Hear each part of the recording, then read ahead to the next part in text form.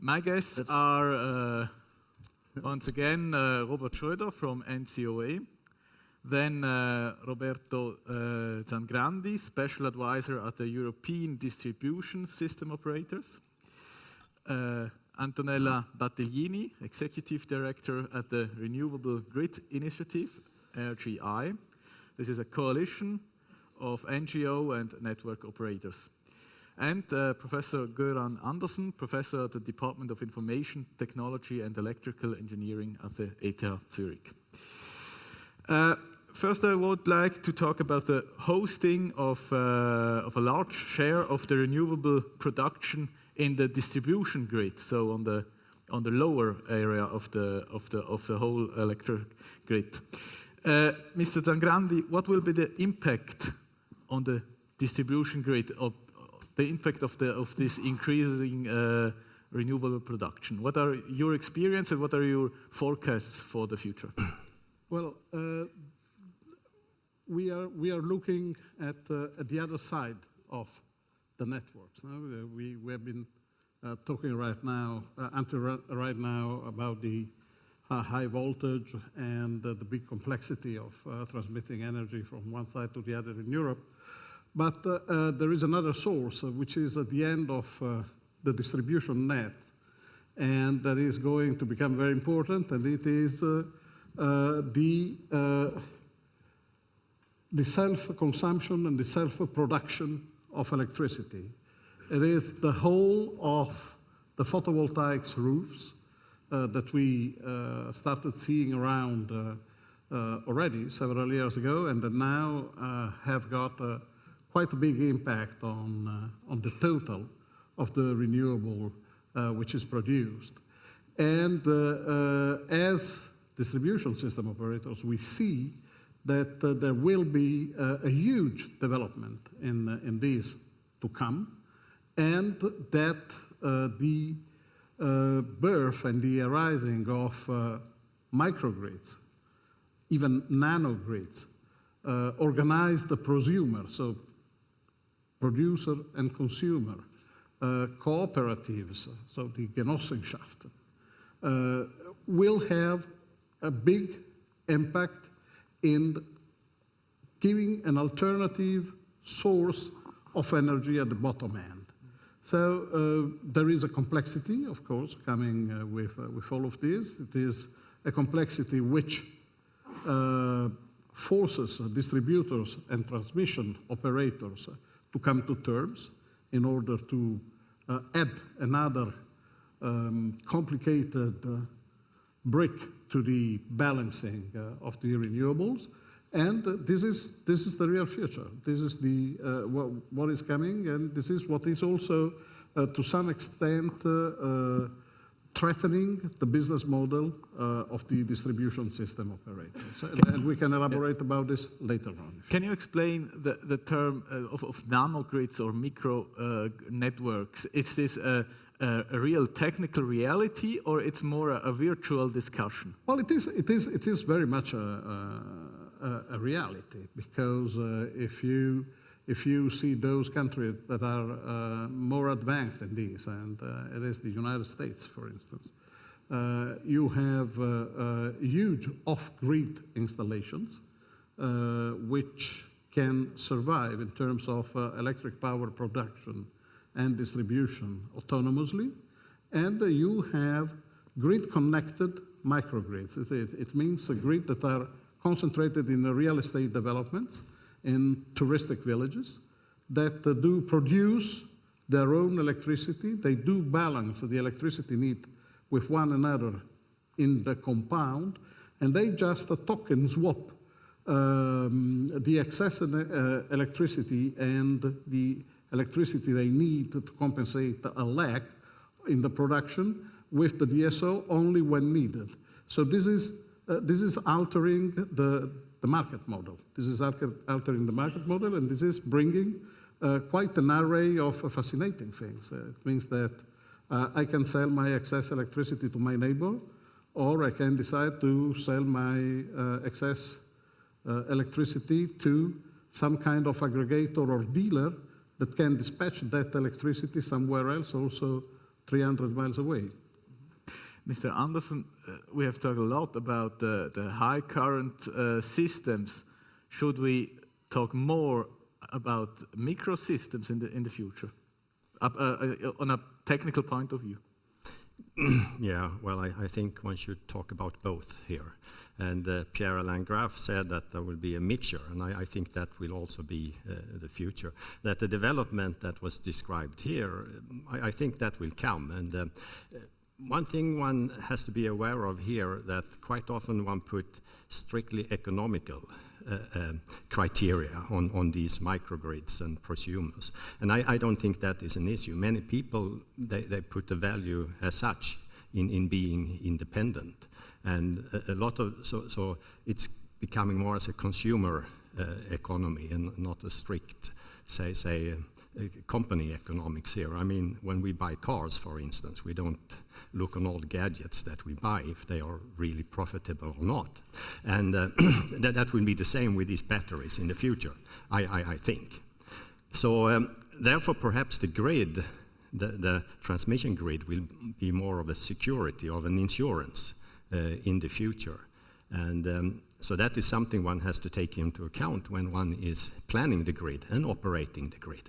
So it will be different roles, and these roles can change very quickly. And I think that is the challenge for the future, how to operate the system and how to actually control it. How have the planning processes need to be adapted then in the future? Do we need more complicated planning process, do you think, Mr. Schroeder? Well, certainly, and it's already ongoing. It's the point, first of all, the development described here is something which concerns both distribution system operators and transmission system operators. That's why the cooperation between two are extremely important, as described before as well. Important is that we go along the value chain, that we start with the customer, go through wherever the customer is, and a lot of customers are on the distribution grid, and consider, as has been said before as well, TSO as being the one who ensures that the whole thing finally is working. So a kind of insurance. I like this example.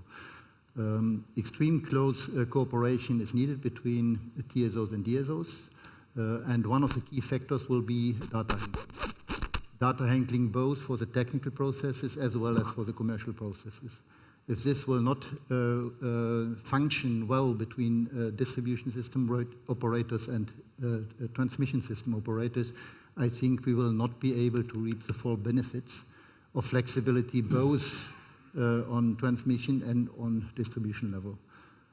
I think, let me add as well, that it's not just the renewable, the distribution generation, it is as well flexibility on the demand side, which can add which can become very important for the whole picture. But again, it's not a kind of top-down type of thing which happens. It will happen along the value chain. So it will start from the customer. Customer will decide whether he puts his Tesla battery in the garage or whether he won't do it, whether he wants to do part of his generation himself or not. And it's up to the distribution and transmission system operators to handle both. But there are very detailed investigations already ongoing. E-highway project, for example, looking at small and distributed type of scenarios, really aggressively pushing the borders for technology forward, and still it needs a little bit more transmission grid as planned up to now. Well, this is going fast. So what we must bear in mind is that it's faster than we see, and surprisingly enough, it is going fast also in the legislator's mind. So the European Commission started a few months back asking the association and the big stakeholders, so ENTSO, EDSO, Euroelectric, and other NGOs as well, to figure out how the self-consumption could be regulated or brought into a framework in order not to disrupt what we know about the market now.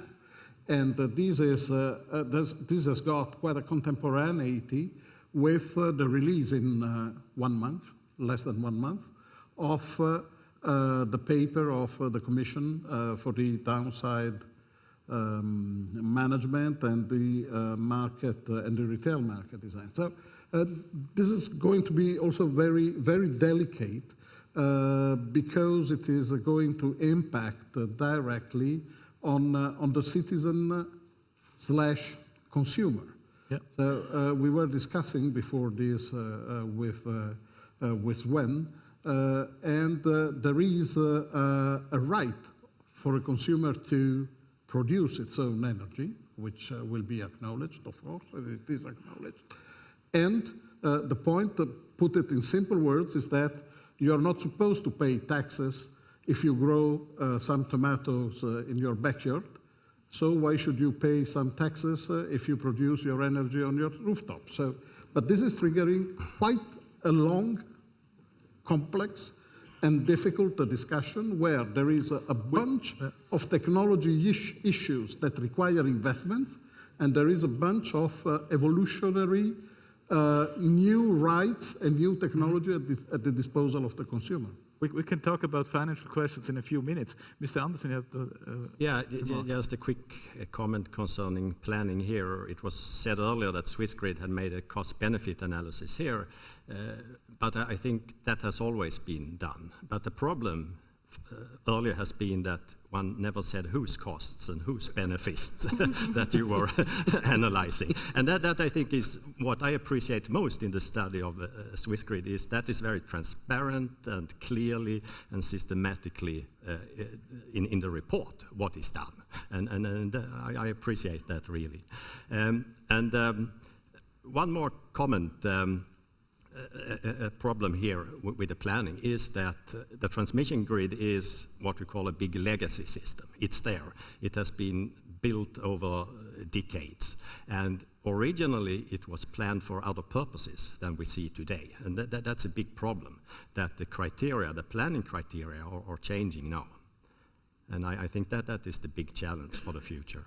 But it's a technical challenge or a planning challenge? No, I mean, planning is technical, but it's both. I mean, to actually build a system, but also to how to upgrade it or to dismantle some parts of the system. I think that could also be possible. And exactly what Christian Frank was talking about here earlier, to also increase the flexibility, not only in the power plants and in the demand side, but also in the actually assets that we have in the grid, transformers, lines, and so on. Ms. Battaglini? Do you have a question for yes. me? No, I thought you had a question. Can I just comment? Actually, yeah, you can comment. I want to add one additional level of difficulties in all of this. I think none of you have really foreseen the incredible development of PV 10 years ago, or even 5 years ago. All the predictions have been completely wrong. And now we see this distributed generation that is really impacting everything, is a world phenomenon. But today we have not yet really discussed what is the impact of storage. And I want to be more precise, of distributed storage. Because in 2014, we saw that the oil prices went down 50%, as well as the battery prices. In 2015, most likely oil prices will go up a bit, but battery prices will go down, probably another 20-25%. And so this storage is becoming very cheap, and maybe we will see a similar evolution that we have seen with PV. And this will be another incredible development that will affect all the grid planning that has been done up to now, and our understanding on how to use the grid, and also how to regulate self-consumption. So you think that storage will resolve a lot of problems in the next decades? Well, in the long run, maybe storage will resolve some problems, but in the medium term, we still have to figure out what is the grid we need. And the study done by Swissgrid, I think the transparency of it is very important to get the support of the citizens. But it's a level of transparency that is not common to all the European countries, unfortunately. And so there should be an effort from ENTSO-E to really push all members to be as transparent as Swissgrid, at least. Okay. That's true. I can confirm this. So, but again, a lot of the planning that is currently done is not fully considering decentralization, storage, efficiency, flexibility. If you look at the flexibility requirement that were expected 5 years ago for Germany or even for Europe, they were so much higher than what is really today required, because actually the market has solved some of these flexibility requirements. Just we are never really up to the task to predict the future. It has always been the case, and I think we are not improving it. Maybe weather forecast is sometimes better. Let's talk about financial questions. What are your ideas now, maybe for the next 10 years for finance, or 10, 20 years for financing the grid systems? Was that for me? Yes, for example. Well, difficult to say, but there was a couple of days ago quite a piece of news on Politico morning energy newsletter, and it was reporting a scenario of 50% of the global energy need provided by photovoltaic by 2050. So it might sound a bit presumptuous on one side, and maybe quite well, optimistic, but if the half of it is true, it is going to have quite an impact also on the bottom side of the network, as I call it. But the point is that is happening exactly what happens in the automotive sector when you phase out a model and you phase in another one. So the electric power producer and distributors at all levels are forced to coexist with two models in the market and two different set of impacts on their strategy and planning. And this is the most difficult thing in a highly regulated business like electric power, highly regulated so far business like the electric power generation and distribution. So if you consider this, and if you are in the, let's say, old paradigm, which is a standard, quantified, foreseeable energy production that flows into a very nice grid and goes passively to your socket. And I've got quite a lot of algorithms that allow me to foresee, grosso modo, how much you need and how much you're going to use. You're happy and you keep on dreaming and sleeping quietly all the nights. But if you go on the other side and you consider that the distributed generation is there and the grid defection, how it is very nicely called, the fact that the consumers do switch off and start living on their own.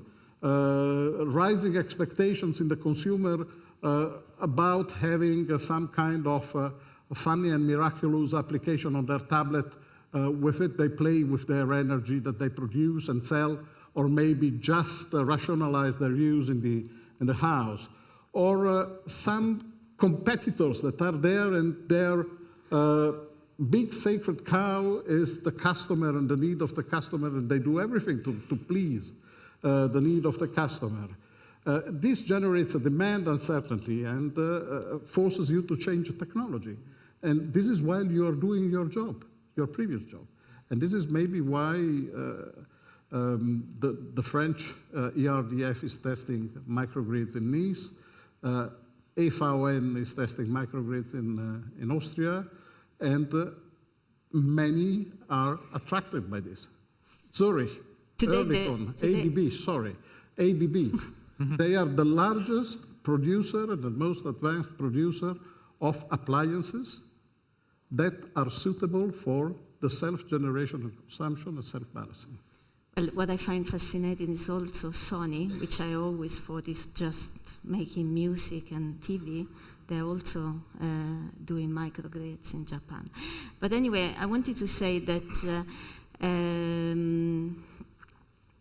today grids are financed on the base is a rate of return based on investment.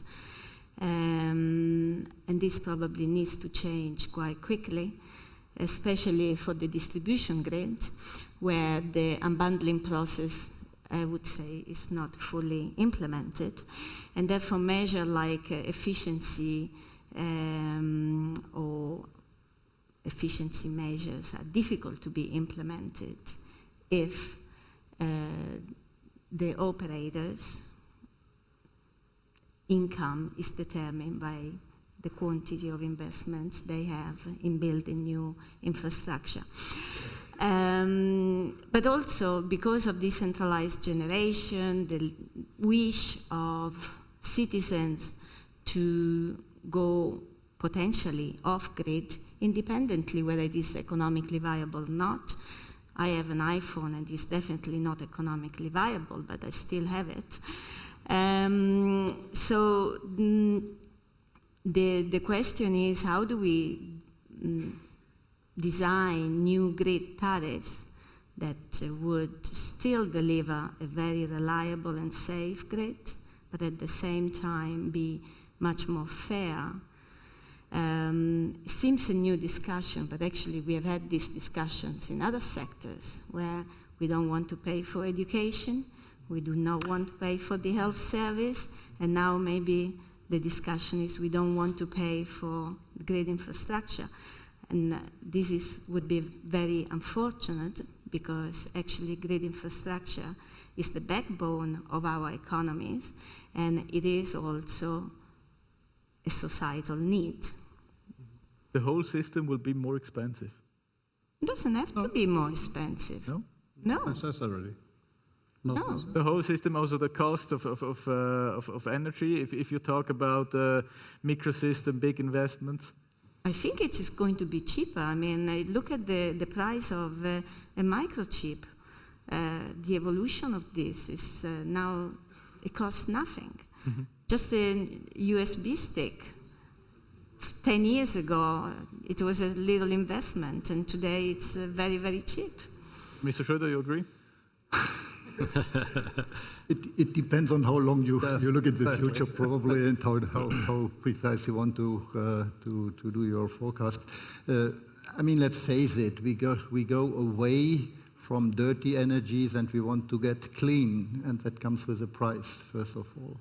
I'm pretty sure that if we do it in an intelligent way, if we do it not in national island type of systems, we might have a lower cost increase, or the overall transformation is probably less expensive. As well, if we look at a cooperation between TSOs and DSOs, or the other way around, I mean, if we do that in an efficient way, we really can serve society at large. If, however, this is a kind of chaotic process, and I think it's important as well, infrastructure requires very long-term investments, longer-term investments than lots of business models built on the infrastructure. That's why I think really it is very important that we right now combine possibilities for innovation. Please think as well that there is lots of possibilities for innovation in grids, flexibilities, load flow steering capabilities, and so on and so on. let's combine this innovative approach together with, let's say, regional cooperation, whatever it means, in order to face this challenge. But it will be a challenge and it will cost money. It will not be for free. It doesn't. Yeah. Well, Mr. Andersson? Just a comment. I agree that if the system is stable over time, as the power system has been for a couple of decades, it kind of organizes itself into a local minimum. So whatever change you will do, it will incur higher costs in the beginning. But later on, it can lead to lower costs. And that is a lesson for many other systems, that it is like that. If you have a stable system, it sets at an And that's why I think it's not a fair question to ask about how much does it cost, because how much does it cost when, for whom, and who is going to pay for that? For the consumers. Yeah, but for the consumers always pay, you know, one way or the other. They will continue to pay. And electricity, the cost of electricity has not gone up, actually, if you ever... But will there be new tariff models, like that you pay for... not for the... energy for the kilowatt hours, but for the... what's the... For the power. For the power. Power, maybe new tariffs will be based on frequency. I definitely think so. I mean, you could just, these gadgets we all carry around. I mean, there are different tariffs today. There's some your flat rate. You can call as much as you like and send as many SMS. It's the bandwidth that you pay for. And there will be something similar, might come then in the power systems. On transmission level, I really would like to reiterate on the point which we can show that €1 investment leads to €2 saving. Because it is by far the most efficient way of how to integrate the renewable plants, basically, which are on the table. So if we really are serious with the 2030 targets, 48%, I'm not talking about 100% or 75%, if we talk about the 48-something% of renewables in a system, and we forget our infrastructure, then either we are dreaming and we will not reach our goal, or it will become far more expensive than what we think. So here again, some, let's say, economical arguments for investing in transmission grid. Let's talk about the supply security. Many people are afraid about it. So in Switzerland, Mr. Schroeder, can you assure us that there won't be more blackouts in the future? Well, I have a good and a bad news for you. Well, first of all, if we just look at grid planning, you see that in QNDP we have an indicator, security of supply. And if you do the TOOT approach, which had been presented by Swissgrid, and you take a line out of the target grid, basically nothing is happening. So security of supply indicators very low, which means we have a quite stable grid. But the real challenge is the integration of renewables. So if we would stay the way we are, I think, yes, of course, I'm not talking now about, let's say, specific areas in some valleys or whatever. I'm really speaking about the pan-European type of meshed grid. It is a pretty safe grid with the generation and load demand patterns that we have. If now you put 48% or more renewables in such a system, network security, of course, will become a challenge. That's very clear as well. Why? Why? Why? I did, yeah. Yes, why?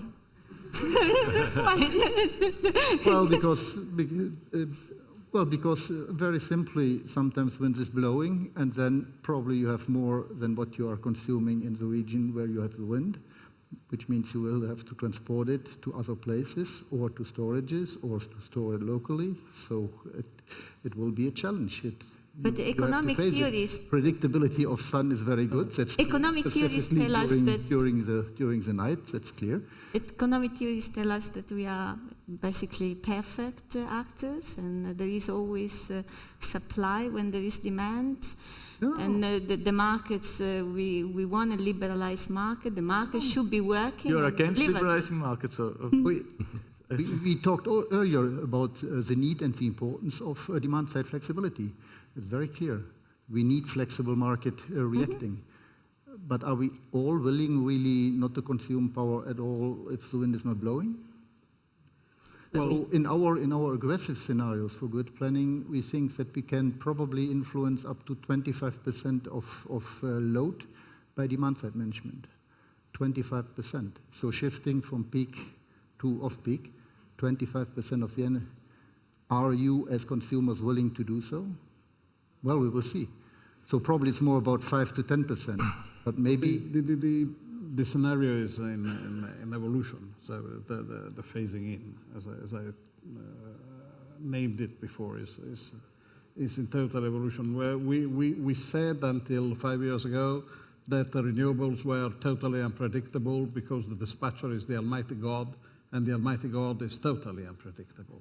Well, that's proved not to be the truth. I mean, because you have sophisticated algorithm and you end up in having a good predictability of the renewables. The problems are the interconnections and the corridors. We have been seeing here for several times a chart of Switzerland, which is very much self-included.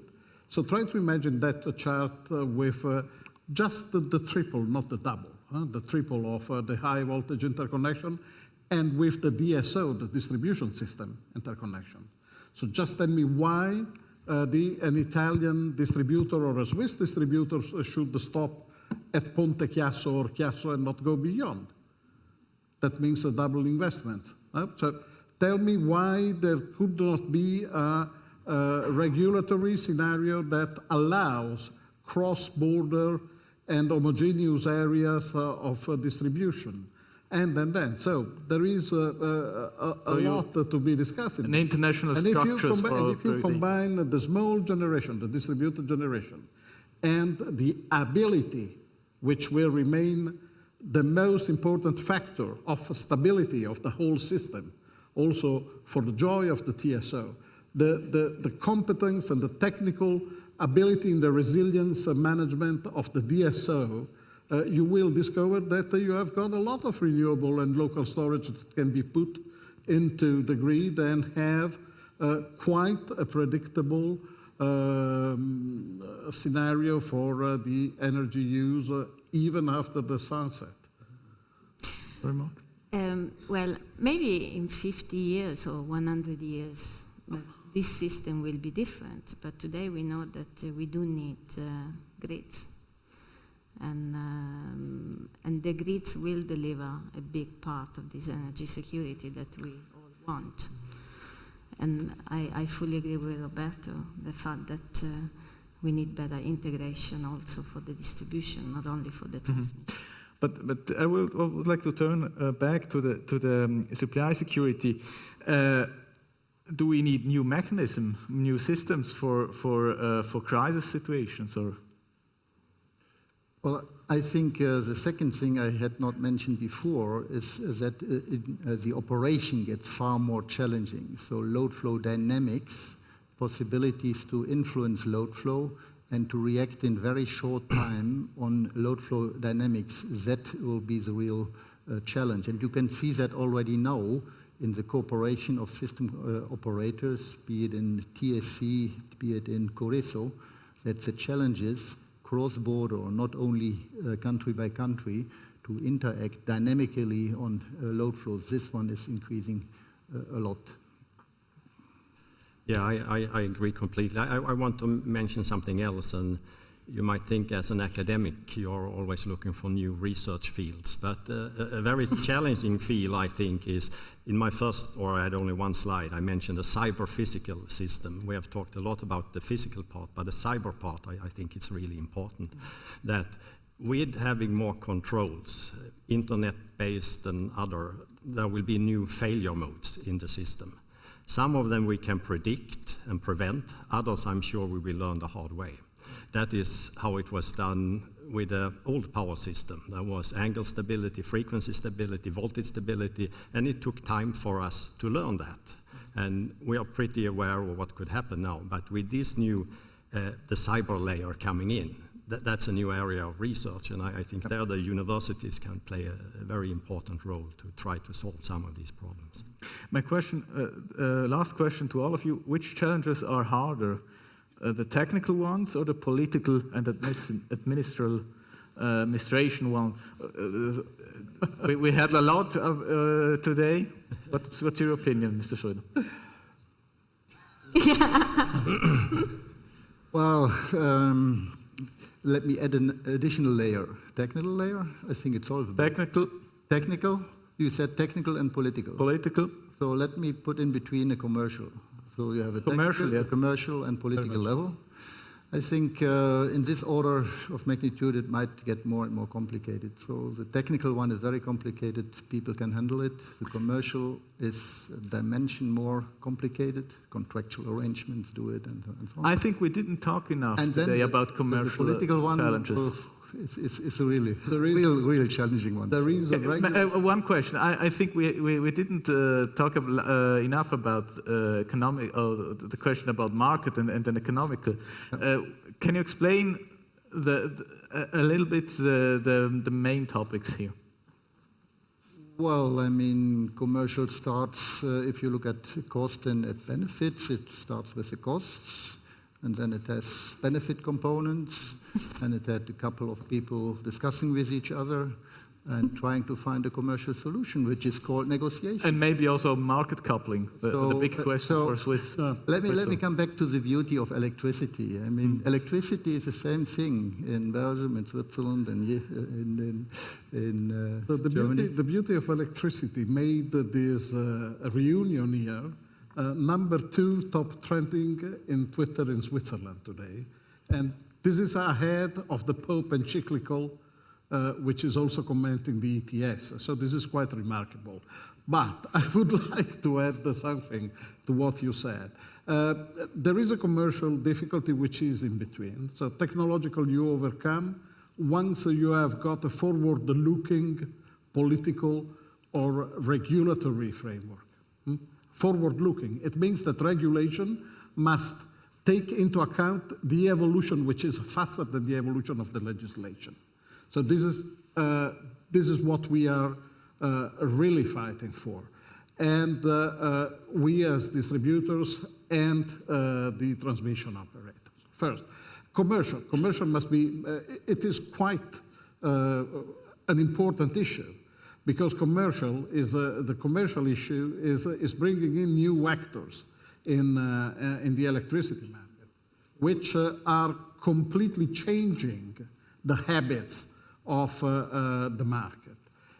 But third is the strategy that is going to change, and it is the strategy of the DSOs mainly, so the distribution system operators, the classic utility that will have necessarily to face aggregators and retailers at the bottom end of its line, and probably eventually also metering companies, independent. So that will be another major change to come. And of course, what the distributor wants is that their investment do not get stranded because of not too fast a change, but a regulation that is not keeping up with the change. That's it. Okay, I think the big challenge is to change the mindset of different players here. I think it was John Maynard Keynes said that the difficult thing is not to adopt new ideas, it's to forget the old ones. And I think that's very important. And I think, Dr. Teske, you had an eye-opener when you just talked about you had a base load and not base power plants. And I think that is what we engineers should really acknowledge, that the power system is there for the customers and not for the power plants. Okay. Stop ranting. Oh, okay. I would say that's a fantastic ending. Okay. Maybe we open for one or two questions. One question, maybe. Marco Mazzotti, ETHZ Zurich, but I would like to make a comment as an individual. And Mr. Schroeder, you said that we are moving from dirty electricity to clean electricity, right? And this will cost more. Well, I agree with you, but I would look at it differently. We are not paying the bill of the electricity we consume today. So it's not that the clean electricity is too expensive. The electricity we use today I want to answer this. And the bill that we do not pay today is going to be paid by somebody else. And this somebody else will be our children, our grandchildren. And so I think that the big revolution would be a revolution where we, as taxpayers, as customers, we ask to pay the right price, the fair price of what we consume, and not a price which is actually wrong. It's unfair. It's not. It doesn't account for all the hidden costs, right? And I mean, I work with students here, with young people. They are all willing to do this. So when we hear also from journalists that things cost too much, whom are you talking about? I mean, the students here want to go in the right direction. And cost more than what? Because of course, if we compare new installation with those who have been already written off, of course they are more expensive. But what is the cost of new installation for different technologies? And you can take Hinkley Point C as a reference point for nuclear cost, and then there are other costs. So I think it's too easy to say it costs too much. And transmission is only a minor fraction of the generation cost, also not always properly reported by the media. Okay, I think the facts of Swissgrid are different, I think. Well, I have to finish now. Thank you very much for your attention and your participation. I think the members of the podium deserve an applause now.